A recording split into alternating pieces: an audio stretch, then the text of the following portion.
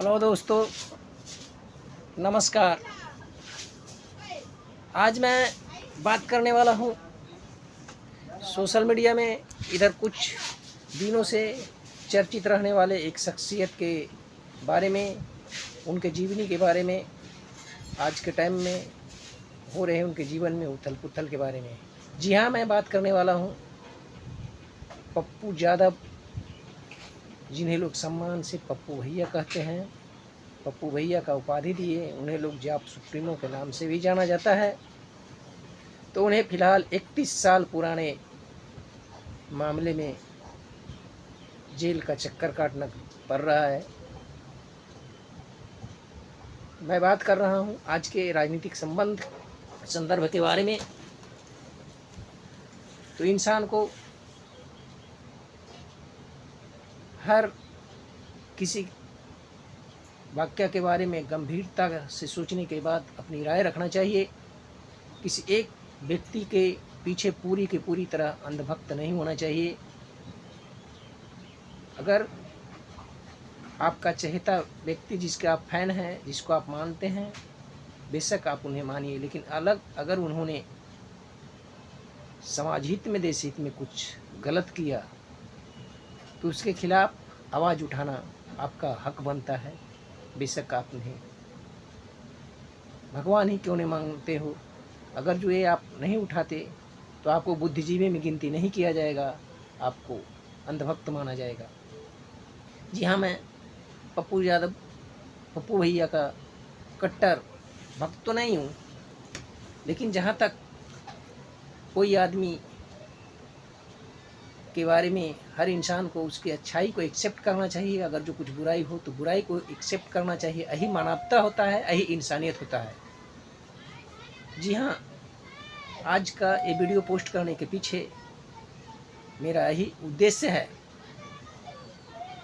सवाल सबसे पहला ये होता है कि जिस 31 साल पुराने मामले में पप्पू यादव को अरेस्ट किया गया, जो केस वो खुला है वर्तमान समय में, तो 31 साल के द्रव्यमान 31 साल के दरम्यान में हर बड़ी पार्टी का सरकार केंद्र में और बिहार में आया, और जिस कोर्ट में उनका केस चल रहा था, कितने जज आए गए, और जिस थाने में उनके खिलाफ FIR दर्ज हुआ था, कितने अधिकारी आए गए। तो 31 साल से ये लोग कहाँ सोए थे? सवाल ये उठता है, जिस थाने में उनका केस दर्ज था, क्या 31 साल में अभी तक वहाँ एक भी ईमानदार आदमी नहीं आए थे? जिस कोर्ट में उनका केस दर्ज था, क्या 31 साल तक एक भी ईमानदार जज वहाँ नहीं आया था? क्या 31 साल से बिहार में कोई पॉलिटिकल पार्टी या पदाधिकारी नहीं हुआ जो सीरियस से उनका मांग उठा सके? देश में इतना धरना प्रदर्शन और हड़ताल हो रहे हैं। रह गया, बहुत से लोग बोलते हैं उनके दबंगई के बारे में कि दबंग प्रवृत्ति के हैं। तो आज के 31 साल पहले बिहार की बात की जाए तो कीचड़ को साफ करने के लिए कीचड़ में उतरना पड़ता है, ऐसा एक कहावत है। बिहार में रहना था तो दबंग बनना पड़ता था, तो फिर पलायन कर जाना पड़ता था। बड़े बड़े उद्योगपति और बड़े बड़े जमींदार आदमी बिहार को सुधारने का नहीं कोशिश किए, बल्कि नमक हरामी करते हुए वहाँ से पलायन कर गए। समाज की परिस्थितियों के साथ लड़ना नहीं चाहे, वो चाहते तो वहाँ लड़ सकते थे। वहाँ के लोगों के लिए बड़े बड़े पढ़े लिखे लोग अमेरिका इंग्लैंड छोड़ के शिफ्ट हो जाते हैं और भूल जाते हैं जिस ज़मीन में पैदा हुए। उन परिस्थितियों में भी पप्पू यादव ने अपने आप को बिहार में स्थापित किया। उन्हें राजनीति में आने की कोई ज़रूरत नहीं थी। उनके बाप दादा ने इतना जमा किया था कि 10 पीढ़ी वो बैठ के खाते। वो एक ज़मींदार परिवार के थे, उनके बाबा के पास हजारों एकड़ ज़मीन था। उस परिवेश में रहने के बाद भी उन्होंने अपने आप को राजनीति में लाया, बिहार को सुधारने का ठाना। जी हाँ, मैं उस परिस्थिति में बिहार में वो हालत था कि गाय बकरी चलाने वाले भी रिवॉल्वर और पिस्तौल लेके घूमते थे। वो तो उतना बड़ा ज़मींदार का आदमी थे। उस टाइम हमें ठीक से याद नहीं बिहार का क्या परिदृश्य था, लेकिन लोग बताते हैं।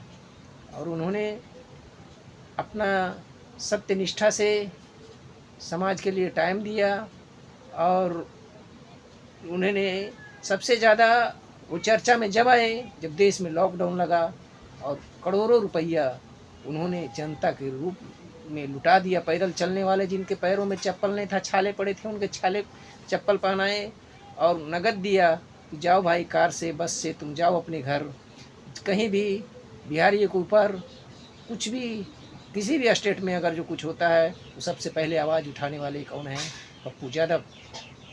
कहीं अपहरण होता है, आज के डेट में मर्डर हो गया तो सबसे पहले वो पहुंचते हैं। हॉस्पिटल में कुछ न बताया, अगर जो उनके पास जिन्होंने भी फरियाद लेकर पहुंचा उन्होंने दिल से मदद किया और अरबों रुपया बपौती संपत्ति उन्होंने पब्लिक के लिए लुटा दिया। आजकल एक मुखिया भी बनता है, विधायक भी बनता है, लूट के अपना घर भरना चाहता है और वो बिहार को लुटाते लुटाते आज कंगाली की हालत में पहुंच गए। और जब हर तरह से खाली हो गए तो ये स्थिति हो गया कि उन्हें आज कोर्ट और कचहरी का चक्कर लगाना पड़ रहा है। ओवरवेट होते हुए भी उन्होंने अपने स्वास्थ्य की परवाह नहीं करते थे और सैकड़ों किलोमीटर बाइक से चलते थे, हजारों किलोमीटर कार से दिन रात सफ़र करते थे। जिन्होंने दिन को दिन और रात को रात नहीं समझा, जिन्होंने प्रशासन की खामियों के लिए आवाज़ उठाया।